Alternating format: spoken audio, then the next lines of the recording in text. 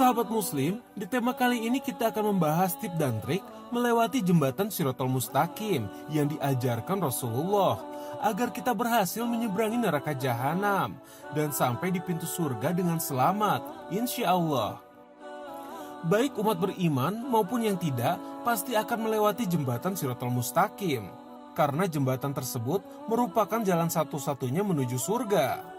Adapun urutan dari jembatan Shirathul Mustaqim ini akan kita temui setelah kita melewati Yaumul Hisab, yakni di mana amal baik dan buruk dikumpulkan lalu ditimbang.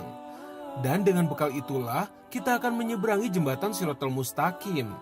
Berdasarkan hadis-hadis, para ulama menyebutkan bahwa jembatan Shirathul Mustaqim membentang di atas neraka jahanam. Keadaannya licin dan menggelincirkan, tipisnya melebihi sehelai rambut, dan tajamnya melebihi sebuah pedang.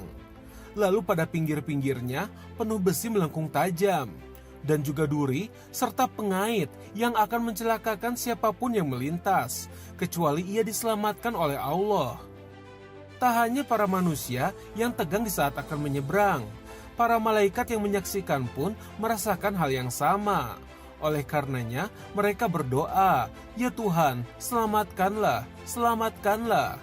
Berbagai kondisi manusia saat menyeberang jembatan Shirathul Mustaqim digambarkan dengan banyak cara dan juga rupa. Ada yang melesat secepat kilat, ada yang seperti berjalan kaki, atau bahkan sebaliknya. Ada pula yang menyeberang dalam keadaan susah payah, serta terbakar dan juga tercabik-cabik.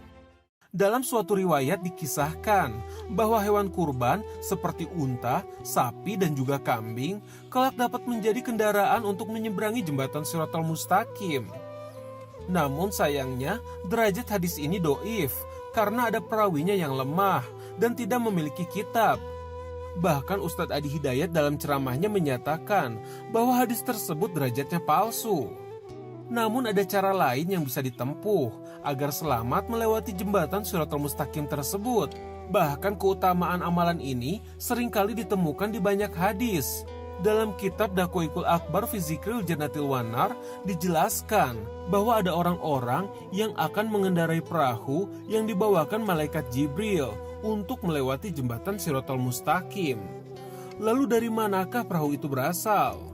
Ternyata perahu tersebut adalah sebuah masjid. Rahmat Allah tersebut didapatkan bagi orang-orang yang semasa hidupnya di dunia selalu melaksanakan sholat 5 waktu secara berjamaah di masjid. Dan kelak, masjid itulah yang mengantarkan orang-orang tersebut menyeberang jembatan Shirathul Mustaqim dalam bentuk perahu. Rasulullah bersabda, "Siapa saja yang menjaga sholat 5 waktu secara berjamaah, maka ia menjadi orang yang pertama melintasi jembatan Sirat yang cepatnya seperti kilat." Kemudian dikumpulkan Allah bersama golongan tabiin. Untuk lebih jelasnya, mari kita simak pemaparan berikut. Kali ini kita membahas ada jembatan yang sangat viral. Jembatan apa itu? Shirathul Mustaqim, ya, dimana kita selalu ingin dimudahkan ketika kita melewati jembatan tersebut.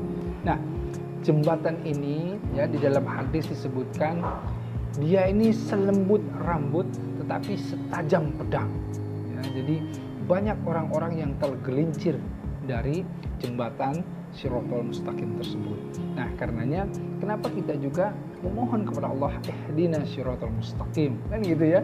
Kita memohon kepada Allah dituntun di jalan yang Allah ridho, dimudahkan di dalam jembatan Sirat ini. Nah, inilah yang penting kita pahami.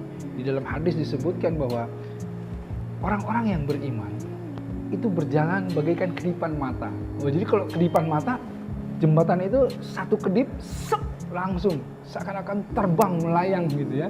Sangat mudah melewati jembatan itu. Untuk siapa? Untuk orang yang beriman.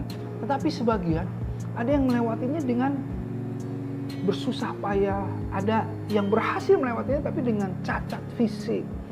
Ada yang merangkak, ada pula yang kemudian terlempar atau dilemparkan ke dalam neraka jahanam dengan kepala terbalik, hingga kelompok terakhir mereka ditarik dengan keras. Jadi ada yang lewat tapi kemudian tersedot dengan keras. Nauzubillah min dzalik. Nah, karenanya kita selalu ya memohon ihdinas siratal mustaqim, ihdinas siratal mustaqim. Kan gitu ya. Nah, ada tips and trick. Wah, ini tips and trick ini seakan-akan memang sudah pernah ada orang yang lewat gitu ya. Tapi enggak, ini ilustrasi.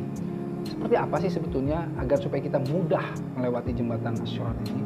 Pertama adalah tentu kita harus melakukan selalu istighfar, memohon ampunan, melakukan menghidupkan pemaafan di dalam hati kita, memohon ampunan kepada Allah. Allahumma innaka afuwwun tuhibbul afwa fa'fu anni. Ya, taubatan nasuha. Ini pertama yang akan membuat kita mudah melewati jembatan Sirat. Yang kedua apa? Yang kedua dengan memperbanyak sedekah. Sedekah kita itu menjadi manfaat bagi orang-orang yang banyak. Dengan kita memberikan manfaat bagi orang yang banyak, khairun nasi anfa'uhum linnas. Kita menjadi orang-orang yang terbaik, ya, yang memberikan manfaat kepada orang-orang yang banyak. Kemudian orang-orang yang melindungi sesama saudaranya, sesama muslim, ya. Ingat, al-muslimu kal jasadil wahid. Kita ini satu tubuh. Jadi kita saling melindungi, saling tolong-menolong, saling ta'awun, takaful, ya, memikul beban. Nah, inilah yang kemudian akan mempermudah jalan kita di Asy-Syirat tersebut. Bagi orang-orang ikhwan ini, segerakan atau dawamkan sholat di masjid, terutama sholat apa? Subuh.